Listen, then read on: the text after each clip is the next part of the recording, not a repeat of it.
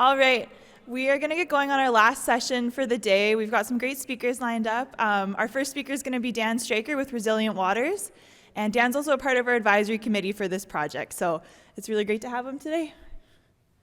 Okay.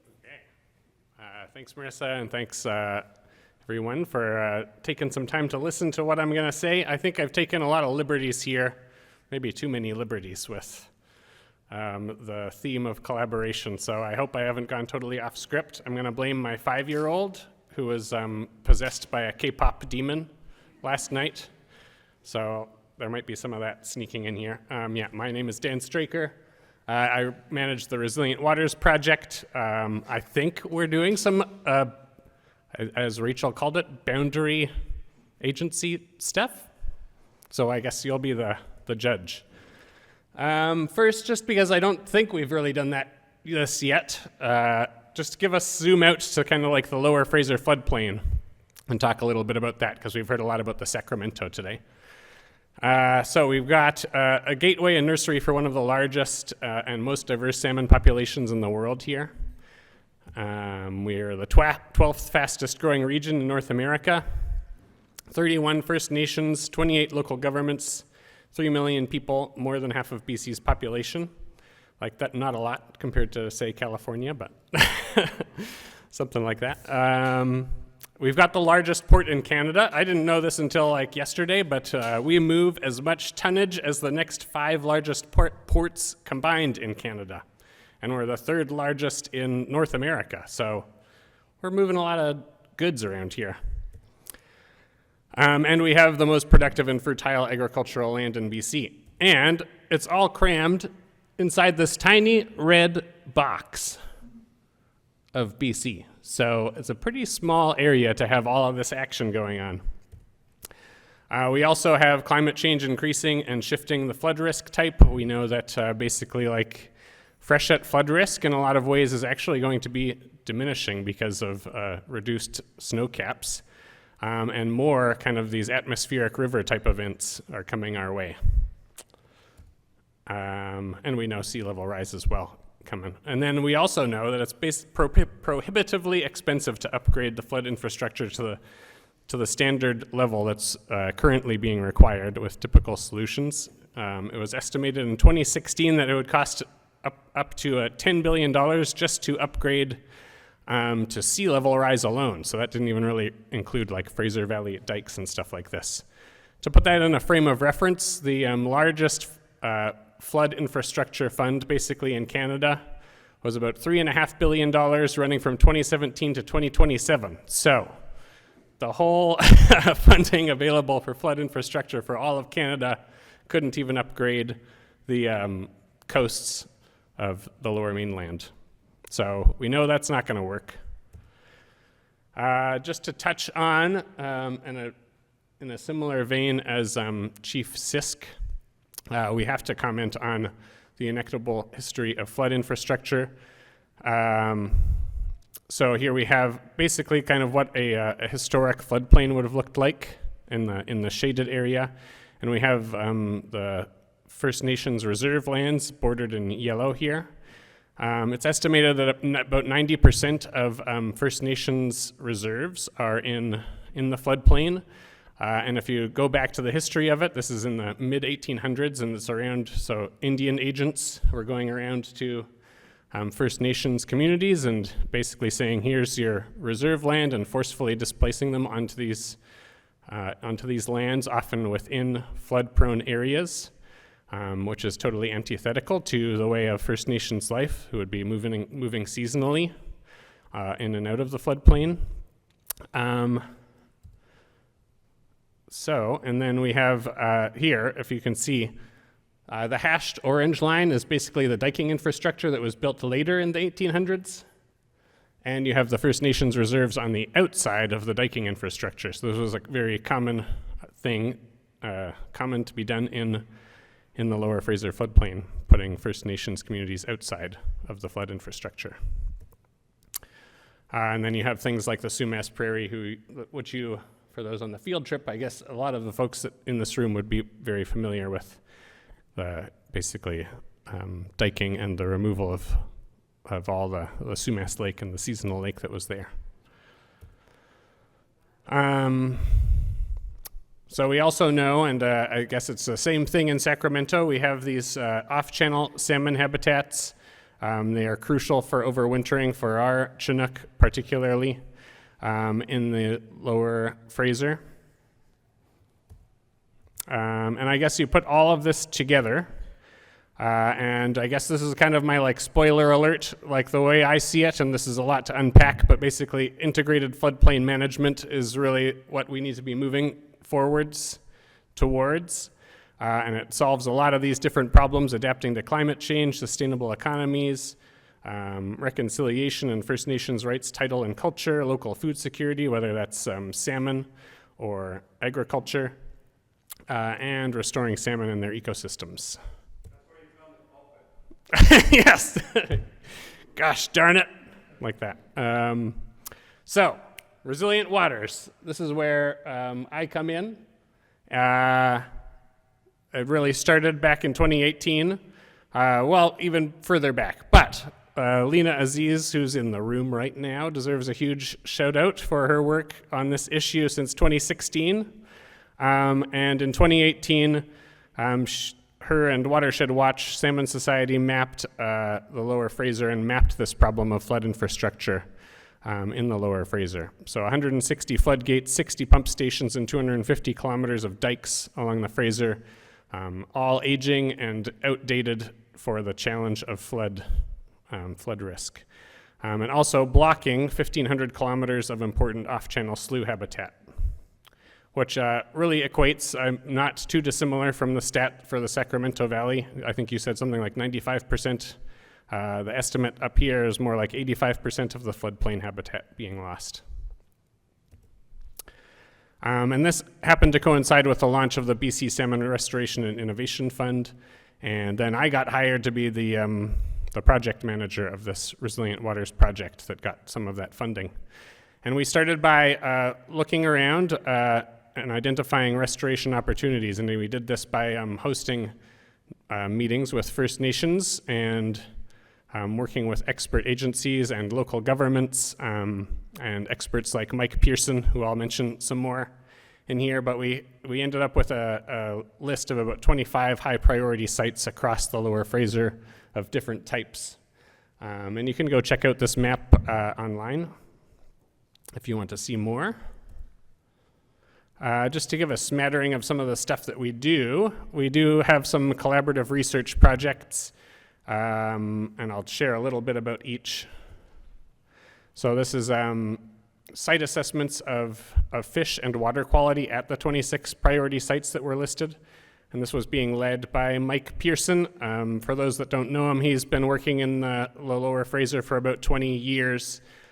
He's very highly respected by, I think, both Western scientists and First Nations, and become a very trusted kind of person. So not only is he doing the science, he's also doing a lot of the relationship building and connecting of science to, translating the science to the actions for other folks. So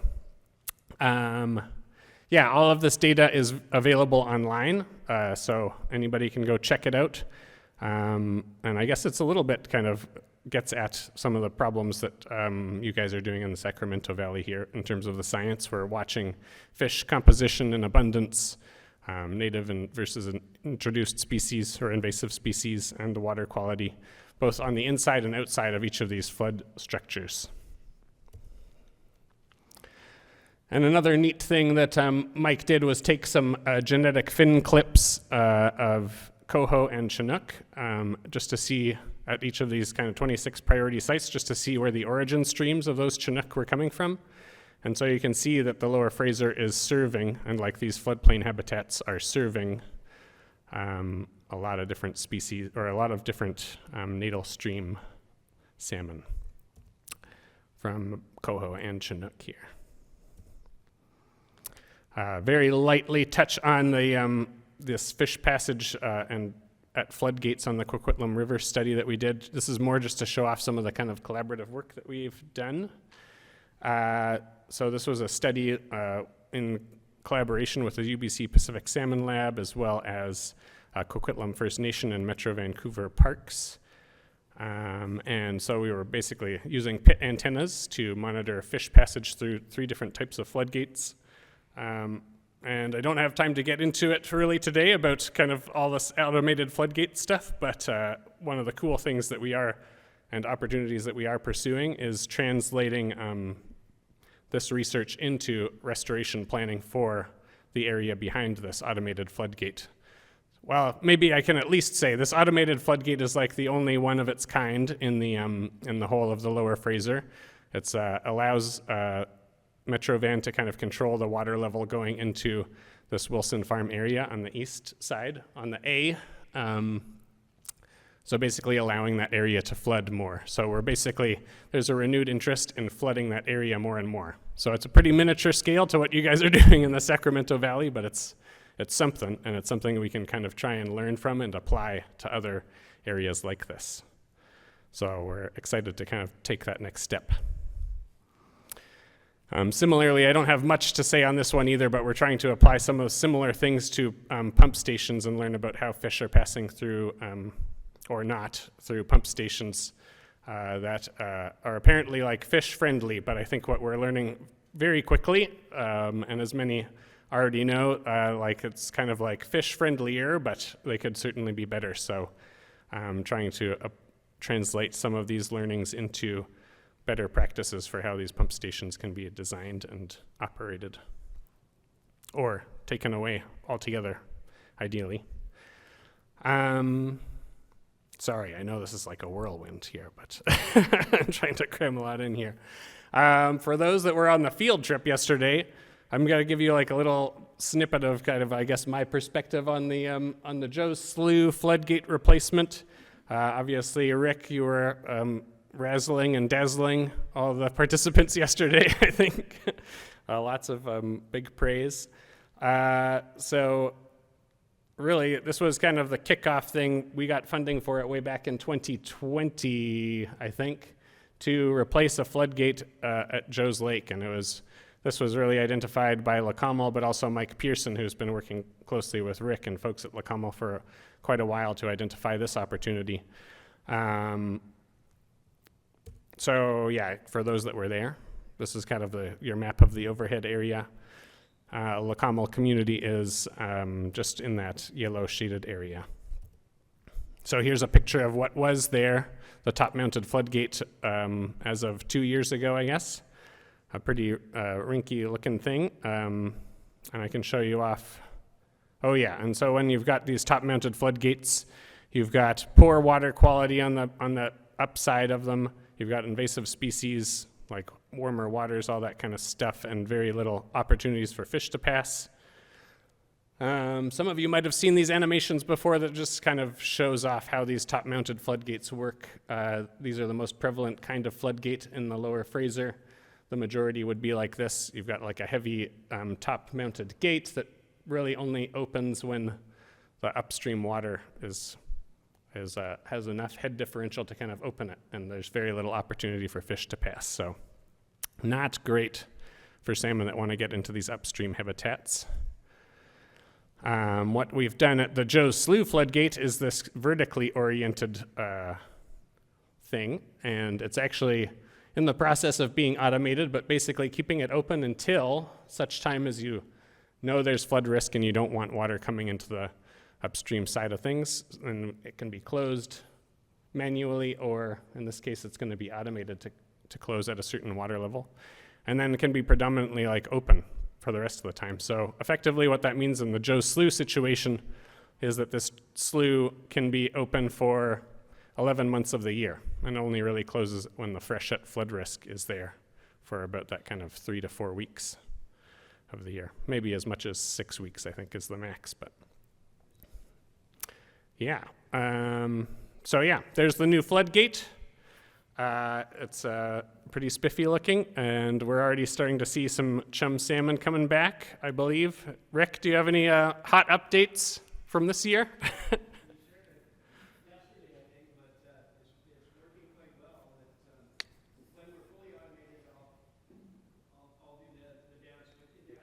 Yeah, sounds good. Yeah, nice.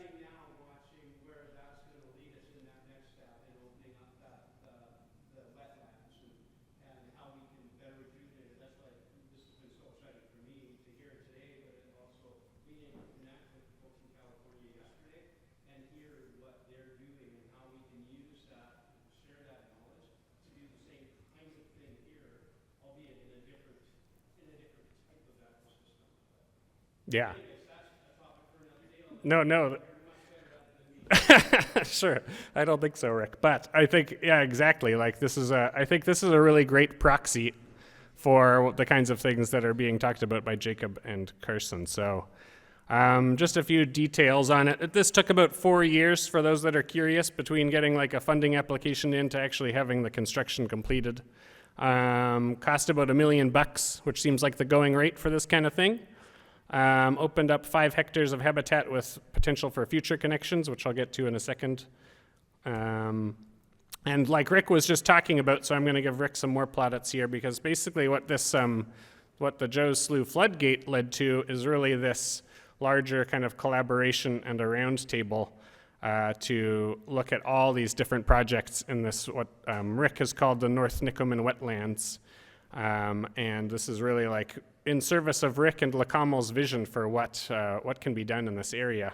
And so I feel like I'm a humble servant to coordinate and facilitate this round table and help with like fundraising and some project management, but it's really a group of folks coming together around this vision to upgrade a lot of the kind of the way water moves in this area for salmon and for other benefits. Yeah. Anything you more want to say on that, Rick?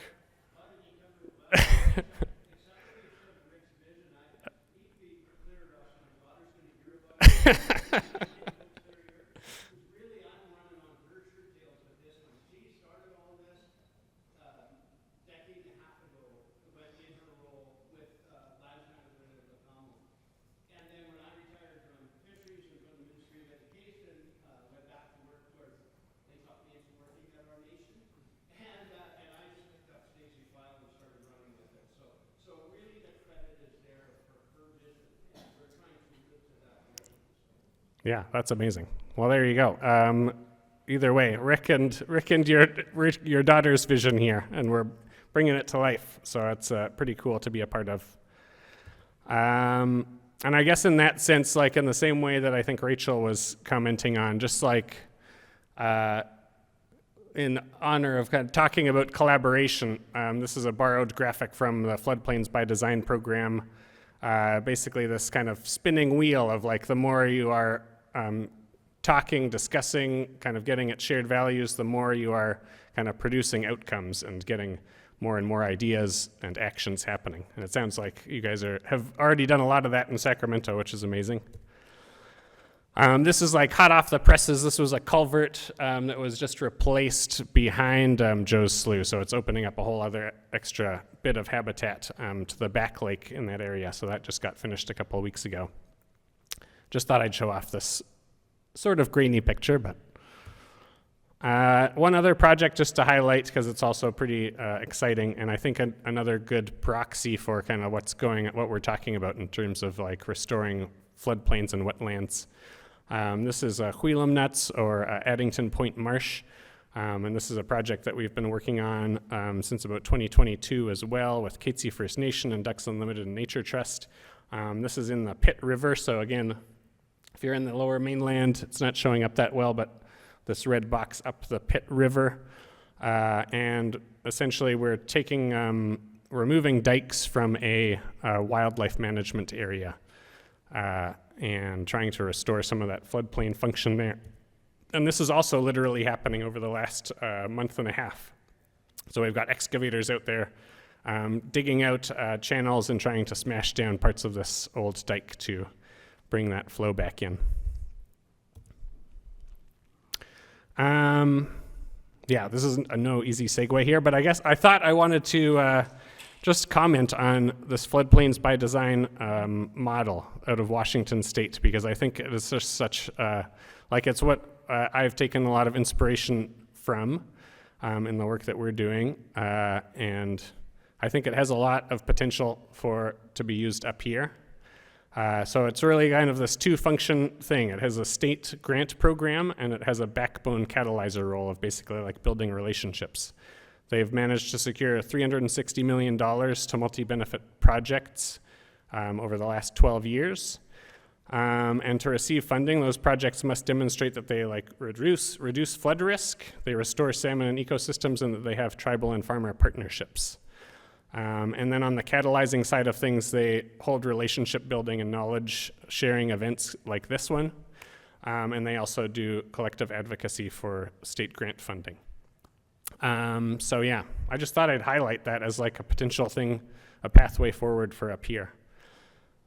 You know what, I'll just skip that one. That's all good. But taking from the inspiration of that and seeing what was kind of going on up here when I was working in this role, in early 2021, I was noticing a lot of frustration at the lack of attention to flooding in the lower mainland, and there was a lot of other agencies and organizations that were feeling frustrated at the lack of attention on it. So kind of leaning on all these relationships that Lena and others had been pulling on for many years, I just thought like, hey, let's get together and start like having conversations about how we can do this differently, and brought this group of folks together who wanted to try and take things in a different direction. And I think we've been doing a pretty good job of that, getting local governments and First Nations together in rooms to talk about like what the future of the Fraser floodplains could be like. And one of the first places we started with was principles for working together. So I won't go through all these, but essentially they do really highlight, actually one key thing that I didn't mention here is that this group of academics and consultants and NGOs are all working in service of the Indigenous-led Emergency Planning Secretariat, which services the emergency planning needs of the 31 mainland Coast Salish First Nations. So they are effectively the backbone, and we're working to support them. Yeah. I'll just say also that, so we work in these kind of mainly through these three avenues, convening folks to share knowledge and kind of gain feedback on what the priorities should be for the Fraser floodplains, advocate to senior levels of government for funding, for policy and regulation change to support the region, and then kind of this catalyzer role that I've been describing. So doing things both at watershed scales, but also larger to try and push things along towards nature-based solutions.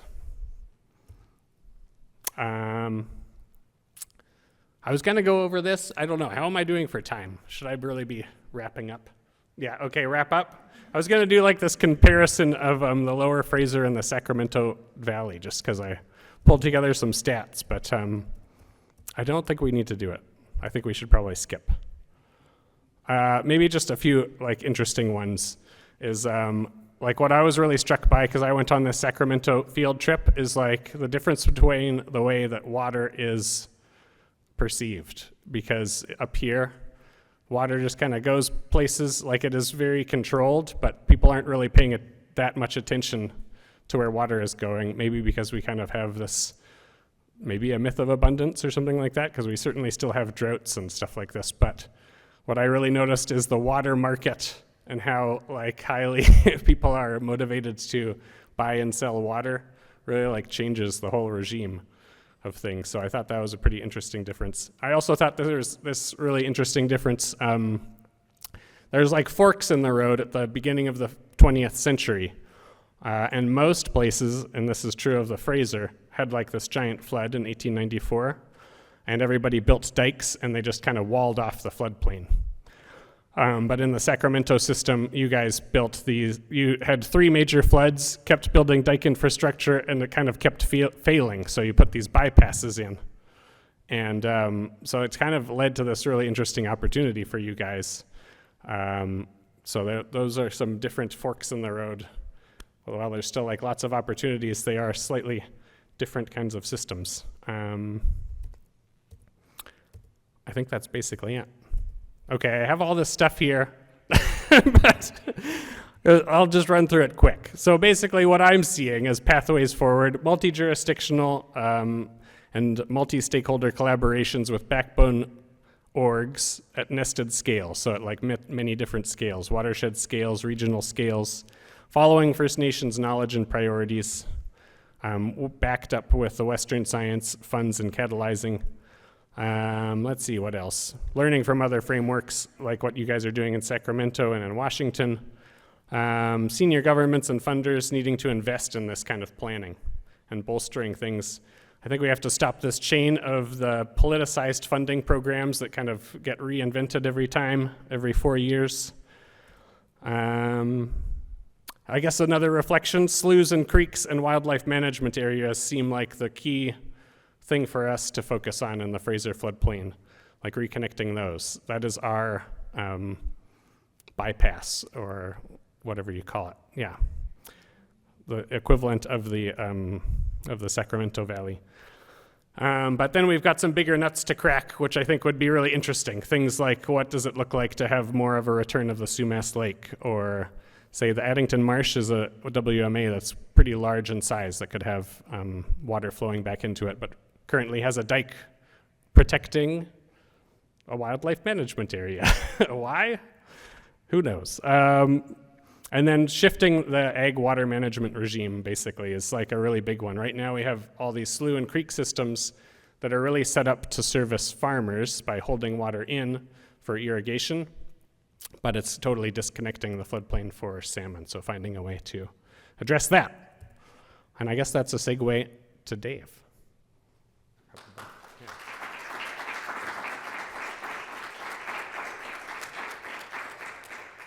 And now we're going to have Dave with Farmland Advantage speak.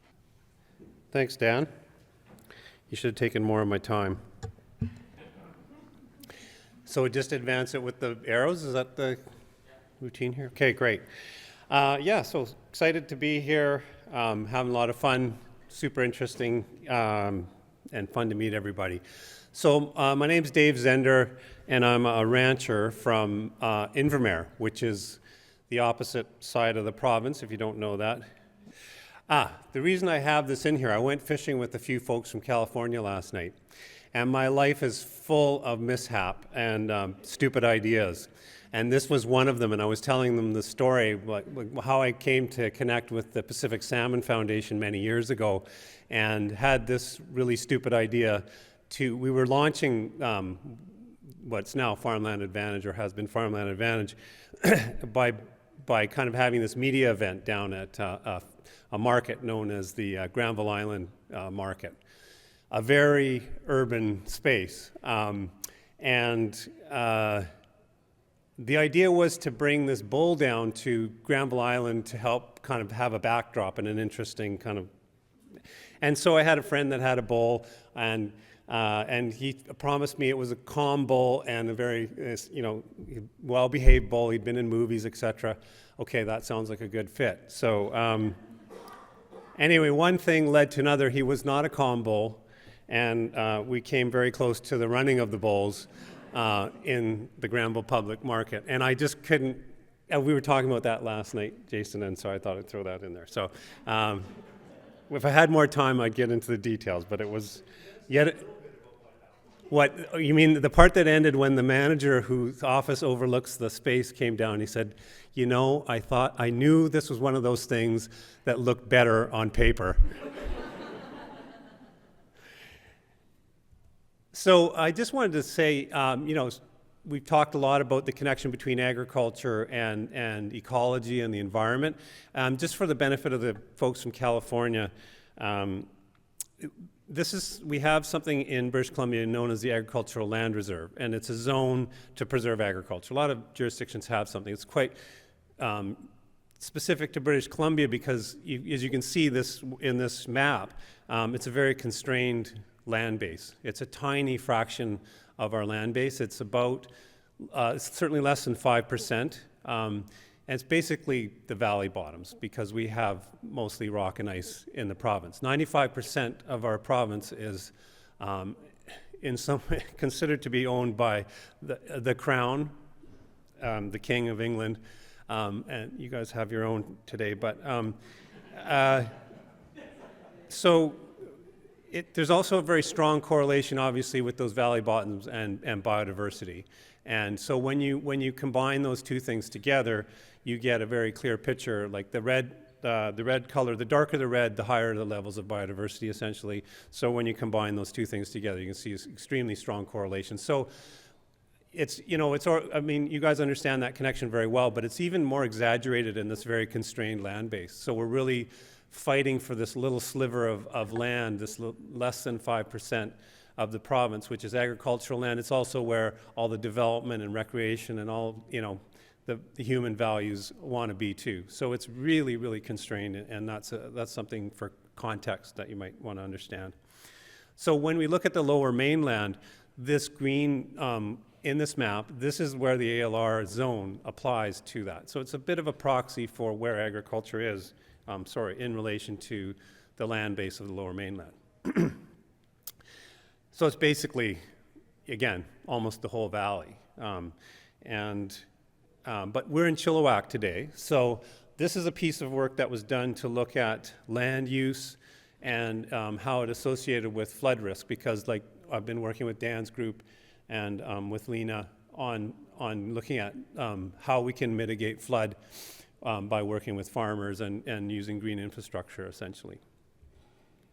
And so you can see basically that peach color is the agricultural land, and the purple is where the urban area is within Chilliwack, which is where we're located right now in that purple.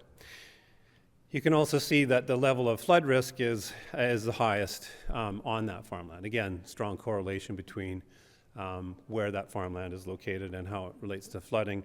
And these are some pictures, not from Chilliwack, but from the flooding that happened in 2021, very dramatic. So there were significant impacts to agriculture in that event. Okay, anyway, obviously, you heard a lot of reference to that flooding, and I know you guys have been through here before, and it was a severe event, and it had a dramatic impact, and so, the work that I've been doing, like I said, for probably the last 25 years or 24 years, has been looking at this idea of payment for ecosystem services, and started it on my own ranch. Just had the idea that this might be something that would have good application in British Columbia, and was aware that was happening all over the world. My family comes from Switzerland. My cousins all participated for years before that in it, and it's a significant part of their operation. I thought this landscape would be well suited to it. So it has grown over the years to now having involved hundreds of farms, many First Nations, and hundreds of partners. So it's thanks to a lot of the people, including a lot of people in this room, that it's kind of grown in that way. And one of the key parts of that we came to realize very early on is something that many of us have understood now in this room, was that working with our First Nations friends and neighbors is really important. And maybe one unique part to this is I felt strongly that bringing farmers directly in contact, or directly in communication, reconnecting with our First Nations neighbors was an important step. A lot of the work that happens is sort of government agencies. We have, this terrible history in British Columbia, as it sounds like we heard this morning you had in California. And farmers are obviously a part of that. When you think of a settler, I don't know what more picture could be clearer than a farmer. So we kind of carry this burden on us, and this understanding that we have a responsibility for reconciliation, and at the same time we have a very strong tie to our land, which of course is shared by our First Nations friends and neighbors. But there's something really magical, sorry, I get a bit choked up about it, when those two communities come together. Sorry. And so this was an event that we had when we had done some work with our Shuswap friends. And it was, we'd done a lot of work, and we heard about bringing the salmon home. And we live, I'm really sorry about that. We live at the headwaters of the Columbia River. And there's 26 dams between where I live and the Pacific Ocean. And so we're we're preparing for the salmon to come home through our farms and ranches and with our local First Nations. And it's just a really important part of our work. So excuse me for that. Going back to the process of the Payment for Ecosystem Services program that we've worked on, it includes the first step of targeting the area that we want to work in. So we're not just offering an opportunity for any farmer in BC. We specifically target areas of high importance, and we have a hotspot mapping process that we use for that. So we look at where the correlation is strongest between the values that we're trying to affect and where those are located. Once we do that, we basically cold call the farmers and ranchers within that zone and offer them an opportunity to participate in the program. It's a lot of similarities between the kind of work that you're doing, but we then establish a contract with them to participate. And we have a really high percentage of success with that we're not selecting for conservation-minded farm or landowners. We're looking for those areas of high value. And what really shocked us initially was that people were willing to participate almost at 100%. So that was really surprising and encouraging, because then we understood that we could be very targeted in our approach, and we could be really sure that we could achieve the kind of really high return on investment that we were hoping for. And then finally, we have a really rigorous monitoring program that goes along with that, trying to measure the results of the work that we're doing. And that includes some of the economic pieces that we talked about this morning. We think it's really important to understand the farmer's bottom line, because a lot of the academic work that had been done on payment for ecosystem services really looks at how do you basically get the maximum results for the dollars that you spend, which is really important.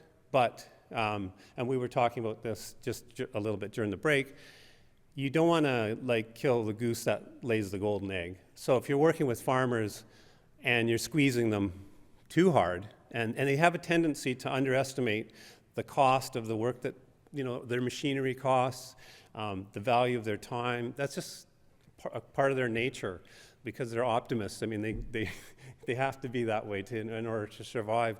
And so anyway, it's just, if you're adding another burden to them, and that results in less farmers overall, and especially in British Columbia, because when those farms go, then that land has a general tendency towards development, and then it's permanently lost from the system.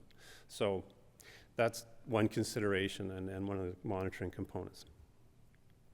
So a lot of the work that we've done has focused on the riparian area. So, most people are familiar with this idea of having healthy riparian buffers. It's kind of a no-brainer. So we were doing a lot of work to do riparian restoration and riparian protection. This type of thing that we were doing, like planting these fields margins that have been affected by farming practices, and then returning them to healthy riparian forests. Lena is part of the group that I work with, and so is Dan. Dan talked in the previous talk about the Lower Fraser Floodplains Coalition. It's been so good to work with both of you and all the folks that we work with. And I think it has a lot of parallels to the kind of collaborative approach that you guys take in your area. And yeah, I think there's so many similarities in some of the work that we're doing, and we sure have a lot to learn from you guys. But yeah, there's a lot of good work that's happening here too, and with great people like Dan and Lena, things are going pretty well as a starting point. And like Dan mentioned, one of our key partners is the Emergency Planning Secretariat, First Nations led.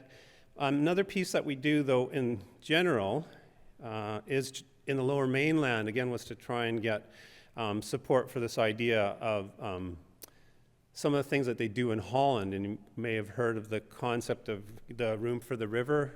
And if you can read Dutch, you might read the first part of that. But and we like to use this example or refer to this program because a lot of the farmers in this area have Dutch heritage, and if they're anything like Swiss people, they always think that the motherland somehow has a better way of doing things. So the idea of moving dikes away from the river, giving the river more room, allowing for the habitat and the ecosystem to function is an important part of that. And then, what's going to happen if you do move those dikes back? What's going to happen to that land if it is farmland and owned by the farmer? Can we modify farming practices in between there and the river? So we have this larger coalition that we work with, and they do a lot of work with local governments and First Nations, and there's a sort of subset that we work with in that maybe Lena can stand up because she's an important part of the Farmer First Nation work. She's been really fundamental to getting this going down in the Lower Mainland. And we just brought that idea, just a very simple idea. If we can just get the farmers and the First Nations into the room together, we're in a much better place than having government as an intermediary. Just having that sort of human connection. And it's historic in a lot of ways because these communities have lived side by side, often go to school together, but don't really interact a lot because there tends to be a lot of work to do on the reservations and farmers are very busy with their own land. But there tend to be the people in the community that were there all along. I mean, the First Nations, of course, for a much longer time horizon, but I was born where I live and I'm still there. And we have a lot of transient communities in British Columbia where the farmers don't have that same pattern. They tend to stay there for longer periods of time, so they tend to have a stronger connection to place, so they have that shared connection. So this was the first meeting that we held in the Lower Mainland of the farmers and First Nations, and Rick came to that first meeting, thankfully. A lot of people did, and the question was, do you think there's any appetite to look at what could be working together with farmers and First Nations? What are our issues? Dan talked about it. Farmers are affected by flooding. That's where the water has to go during the flood, as well as, of course, a lot of this Indian reserve lands, which happen to be outside the dike. So they're both disproportionately affected by flooding, and so they both have a strong interest in that solution. So that was our first meeting, and one of the elders that was here in the picture said what she would suggest is that we should do a named places tour. And people from the Lower Mainland, I guess, do this a lot more than we do in our area.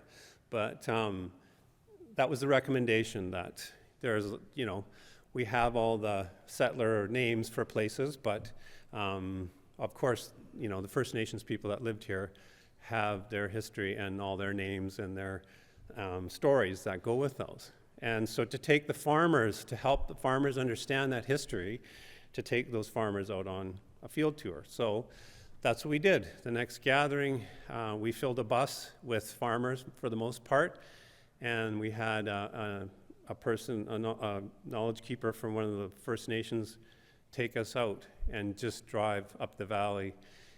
And it was shocking to me, just the volume, just the density of stories and information. We just, we got on the bus. Where did we leave from, Lena? I'm trying to remember. Yeah, Stolo building, yeah, pretty much here, and drove up the valley, and the guy started talking and didn't stop for however many hours, and which of course, but for me, from being outside of the valley, we drive down on the road and we kind of come down into the Fraser Valley, and then there's parts of the highway, it's just basically a wall of trees, and you never really imagine that the amount of people that had lived here before, and that the density of communities that have been all along those places that are no longer there anymore. It is now just forested, but there were, of course, lots of communities, First Nations communities, all up and down this valley.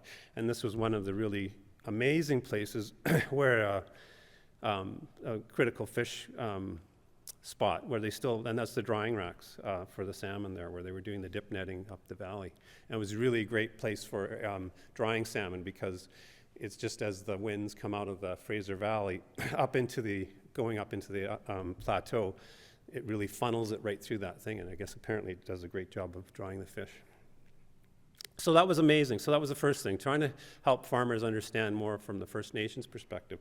But the other thing that came of that was the First Nations said, we're also interested in learning more about farming. Like, we just don't necessarily get out that often on those. Of course, there's people like, I'd say there's farmers, and then there's First Nations, and then there's people like Rick. There's First Nations who farm. But there are a lot of First Nations people that haven't had a lot of exposure to farming. So we filled another bus, this time with a lot of First Nations participants. And then we took a tour of the flooding on the Sumas area, and we met with some of the local farms. This was a blueberry farmer whose farm was under, I think, 13 feet or something like that of water, was it? And talked about, how that impacts a farmer and how does that feel as a farmer to be on that end of it. And Sumas, was a lake at one time, and a very important, obviously, to the Sumas First Nations. And so finding solutions that are going to work in that area is important, but humanizing the discussion is also really important as a starting point. And I find that like that government intermediary is dehumanizing often, and just being able to look your neighbor in the eye is the opposite of that. So, so that leads us to our last, the project that we're working on, specifically in this area. There is a slough that runs through this area that has recently had a lot of problems on it, and some of it was from pollution coming from farms. And there were salmon die-offs happen through this area, and it was very concerning to the First Nations. So again, we were asked, and with the support of the Ministry of Agriculture, we do have one of the Ministry of Agricultural representatives here today. We were given a contract to try and see if we could bring those farmers and First Nations together to look at alternatives and solutions, specifically on this Hope Slough. And just a little bit of a learnings on this was the understanding that farmers do have a strong connection to land. We talked about it a little bit yesterday, and some of it, it's based on this idea that, production of food is valuable, and that's who I am as a producer or provider of food to society, and it's not just what I do, but it's who I am. So, so there's a drive towards production, not necessarily always contemplating the ecological impact of that. And it's not that they're bad people, it's just that their perception of value comes from that. And so knowing that, it doesn't necessarily, it's not always that compelling to them to say, Jason, that, this is a good idea because it's going to benefit salmon. It doesn't always cut it for them. And they're like, well, yeah, I'm going to benefit 5 salmon, and it could have produced X thousands or millions of liters of milk, right, which could help feed the world, right? And that's important because that's who I am. So you're asking me to diminish who I am. So in this case, we had the idea that, and this was an image that was created for us from the UBC group, Landscape Architecture Group, and the idea that farmers value their children, and recreating on the slough in clean water was something that they might connect to. And sure enough, when we had our farmer gatherings and to talk about this, Lena, we saw that they were really receptive. That was the one thing they picked up on. It's like, yeah, we want to have, we want the kids to be able to swim in there again. And if we wouldn't say, yeah, we want 10 more salmon in there, that wouldn't have probably been the first thing. But so you really have to understand the psychology, I guess, and what the perspective of the people that you're working with. That's an important part. So we have had a series of meetings to bring them together and to start to talk about this, and it's not surprising that the kind of tools that we've talked about to help to improve the health of the slough would be interesting to both communities. And we have another meeting coming up on the 19th of November, where we're going to bring the farmers and First Nations together and basically finalize some plans and hook them up with some of the opportunities that are out there. And so I think, again, it sort of has a lot of parallels to the Californian situation. And we don't know everything. We're learning a lot all the way along, but we're always surprised and encouraged by these gatherings and working in this way with those two communities. And we believe that when the farmers and First Nations say, hey, we think this is an important thing to do, that it will be a much more compelling case to funders than either just farmers or First Nations, or having farmers fighting against First Nations through the government, which is really an unproductive approach. Okay. I'm not going to spend any time talking about each of the solutions, but I just want to wrap it up. I do think there's a great possibility here to work with Pacific Salmon Foundation and the folks from California. This was a picture taken from space during that 2021 flood event. That plume of soil that you see going out into the ocean is not normal. That is erosion that happened as a result of that. A lot of it was topsoil from farms in the Fraser Valley. So we talked about this yesterday.